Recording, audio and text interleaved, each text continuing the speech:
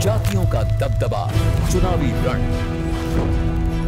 विद्रोह, विरोध और नेतृत्व, इन तीनों पर जो जाति अपना नैसर्गिक अधिकार मानती है, आज हम अपने इस एपिसोड में उसी जाति विशेष की चर्चा करेंगे, जिसके पास थी बिहार की सबसे अधिक जमींदारी की थाती, जिस जाति ने शिक्षा को शिखर पर ले जाने के लिए शिक्षा मंदिर का निर्माण कराया, जिसकी बुद्धि से लोग कायल भी हैं और घायल भी हैं, जिस जाति के नेता ने गांधी जी की असहमति के बावजूद बिहार की सत्ता की बागडोर संभाली, जिस जाति के नेता ने अपने ही जमींदारों और रजवाड़ों की मर्जी के खिलाफ जाकर देश में पहला जमींदारी उन्मूलन कानून लागू कर दिया, पीएम नेहरू देखते रह गए। जिस जाति के नेता ने दलितों को मंदिर में प्रवेश सुनिश्चित कराकर सामाजिक, सांस्कृतिक और धार्मिक चेतना का सूत्रपात किया।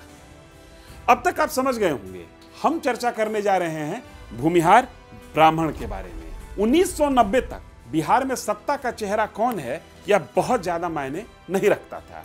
बिहार की सड़कों पर हुकूमत भूमिहारों की या कहें बाहुनों की ही रही। लेकिन ऐसा क्या हुआ कि बिहार के विकास की नींव रखने वाली ये जाति 1990 के दशक के बाद से लगातार राजनीतिक रूप से अपनी उपस्थिति दर्ज कराने के लिए संघर्ष कर रही है।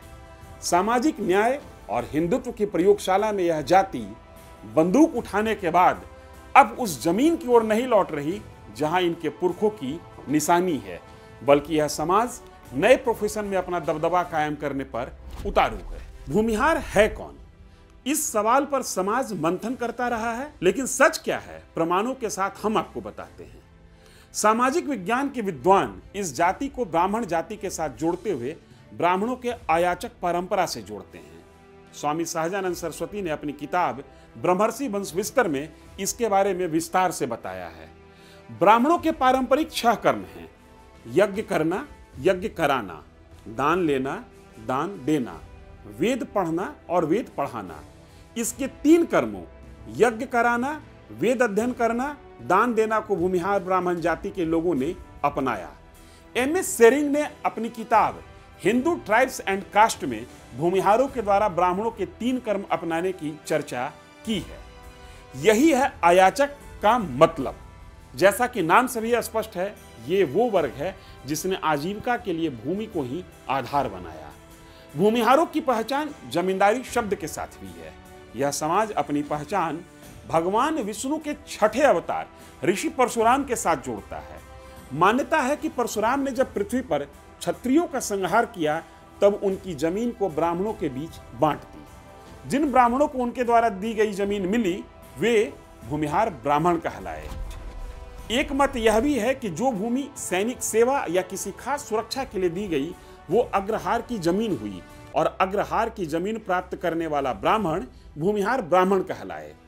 चंद्रगुप्त मौर्य के दरबार में रहने वाला मेगास्थनीज, जो कि एक यूनानी राजदूत था, उसने भी अपनी पुस्तक इंडिका में लिखा है कि मगध क्षेत्र के कुछ ब्राह्मण आवश्यकता पड़ने पर सैन्य सेवा देते थे। यह मत चीनी यात्री फाहियान के द्वारा भी दिया गया है और अंग्रेजी लेखक फ्रांसिस बुकानन ने भी अपनी पुस्तक में मगध और वाराणसी क्षेत्र में मिलिट्री ब्राह्मण की चर्चा की है। मेजर जनरल जीडी बख्शी ने अपनी किताब गार्डियंस ऑफ द गेट में भूमिहारों को सिकंदर और पोरस वाले पोरस से जोड़ते हैं। कहते हैं, अलेक्जेंडर और पोरस के युद्ध के बाद चंद्रगुप्त मौर्य ने नंद वंश को समाप्त करने के लिए जिस सेना का प्रयोग किया था, वो पोरस की ही सेना थी और चंद्रगुप्त के साथ ये पश्चिम से बिहार पहुंचे। गौरतलब है कि पोरस एक ब्राह्मण राजा था और उसके सैनिकों में भी ब्राह्मणों की बड़ी संख्या थी। हालांकि इस दावे की इतर एक मत यह भी है कि भगवान बुद्ध के समय कुछ ब्राह्मण बौद्ध हो गए। जब बौद्धों का राज्य समाप्त हो गया तो वे फिर से सनातन परंपरा में वापस आए और इन्हें ही भूमिहार ब्राह्मण माना गया। कुल मिलाकर इतना तो कहा ही जा सकता है कि भूमिहार समाज की जड़ें शास्त्र, शस्त्र और भूमि तीनों के साथ प्राचीन काल से ही गहरी है। सनातनियों के बीच वर्ण व्यवस्था पुरानी है, इसे वेदों से मान्यता प्राप्त है। नए दौर में जाति व्यवस्था को मान्यता दिलाने के लिए अपने तरीके से हर वर्ग को संघर्ष करना पड़ा। क्या ब्राह्मण, क्या राजपूत और क्या भूमिहार, कौन ऊपर होगा, इसे मनवाना एक बड़ी बात थी। अंग्रेजी हुकूमत ने जनगणना कराने का मन बनाया। इसमें वे अपनी इच्छा के अनुसार किसी भी जाति का क्रम ऊपर नीचे कर देते थे। लिहाजा यहां पर विद्रोही मानसिकता वाली भूमिहार जाति के लिए एक नया संकट था। 1872 और 1881 की जनगणना में अंग्रेजों ने भूमिहारों को जानबूझकर तीसरे पायदान पर रखा। के पीछे की वजह दिलचस्प है।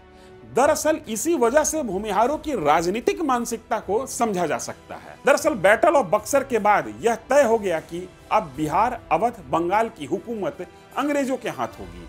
लेकिन बिहार और अवध के भूमिहार राजा और जमींदार इसके लिए तैयार नहीं थे। अंग्रेज अधिकारी JWF जेम्स ने लिखा कि बक्सर युद्ध के बाद से ही इस इलाके में, मतलब वाराणसी और मगध के क्षेत्र में, बिहार के क्षेत्र में विद्रोह की आहट महसूस हो रही थी।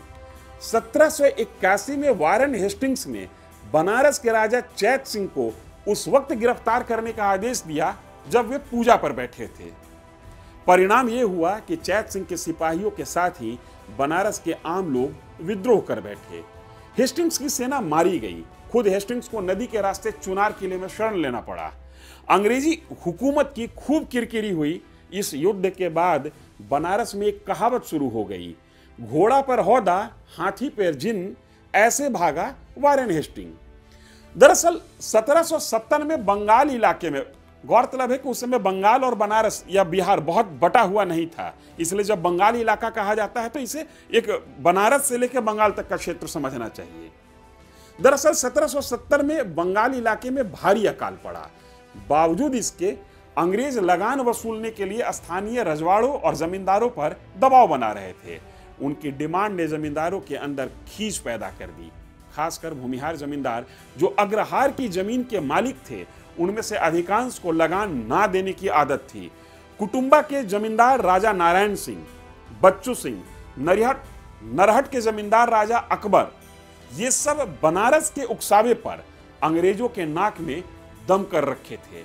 इनसे निपटने के लिए ईस्ट इंडिया कंपनी योजना बना ही रही थी कि हुसेपुर यानी आधुनिक हथुआ स्टेट में अंग्रेजों के खिलाफ गुरिल्ला युद्ध छेड़। भूमिहारों और अंग्रेजों के बीच रस्साकसी यही नहीं थमी।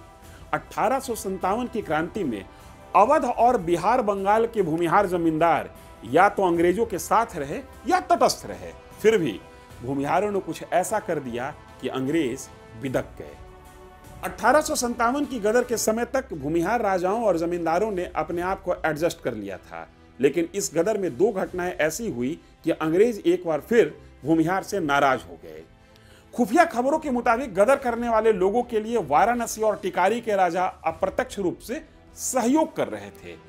वहीं 1857 की क्रांति का नायक मंगल पांडे हैं, जो कि जाति से भूमिहार हैं। लिहाजा अंग्रेजों ने ठान लिया कि इस जाति का मनोबल किसी भी हाल में बढ़ने नहीं देना है। 1872 और 1881 की जनगणना में भूमिहार जाति को ब्राह्मण राजपूत के बाद तीसरा स्थान दिया गया। शासन की नजर में भूमिहारों को मिलने वाली प्रिविलेज का लेवल 3 था। अब भूमिहारों के लिए सवाल उनकी सामाजिक साख को लेकर था। 1889 में बनारस के राजा श्री प्रभु नारायण सिंह के नेतृत्व में प्रधान भूमिहार ब्राह्मण सभा का गठन हुआ। यही संगठन 1896 में भूमिहार ब्राह्मण महासभा में तब्दील हो गया। खैर 1911 के सेंसस में भूमिहारों की लड़ाई रंग लाई। इस साल हुए जनगणना में भूमिहारों को ब्राह्मण माना गया। लेकिन भूमिहारों की इस मुहिम का याचक ब्राह्मण या कहें पुरोहिती करने वाले ब्राह्मण विरोध कर रहे थे। उनको जवाब देने के लिए आगे आए स्वामी सहजानंद सरस्वती, जो कि उत्तर प्रदेश के रहने वाले थे। 1916 में उन्होंने एक किताब लिखी, भूमिहार ब्राह्मण परिचय। इस किताब के माध्यम से सहजानंद ने शास्त्रों के जरिए साबित किया कि पुरोहिती करना और दान लेना ब्राह्मण होने की एकमात्र शर्त नहीं है। भूमिहारों के ब्राह्मण होने की इस बात पर अब शास्त्रीय मुहर लग गई। यह संभव नहीं है कि किसी भी जाति के बारे में संपूर्ण प्रमाणिक तथ्य आधे घंटे के वीडियो में दिया जा सके। जिसकी जड़ें गहरी होती हैं, उसकी जड़ी उतनी ही उलझी होती है। हर जाति के हर पहलू को छूने के लिए महीनों का मंथन और दिनों तक चलने वाली विवेचना भी कम पड़ जाएगी। हम भूमिहार जाति पर ही अपने वीडियो के पार्ट 2 में बताने की कोशिश करेंगे कि भूमिहारों ने अपनी रक्त शुद्धता बनाए रखने के लिए कैसे नियम बनाए और 1857 से लेकर आज़ादी की पूर्व संध्या तक इस जाति का क्या योगदान रहा।